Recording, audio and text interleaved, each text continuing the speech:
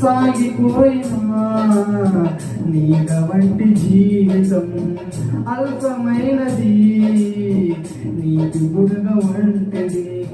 సాగిపోయినా నీడ వంటి జీవితం అల్పమైనది, నీటి బుడగ వంటిది.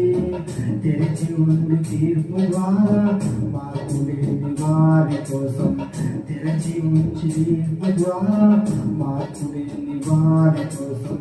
పాతాళ వేదనను తప్పించుకొనలేవు, ఆ ఘోర బాధలు వర్ణింపజాలవు.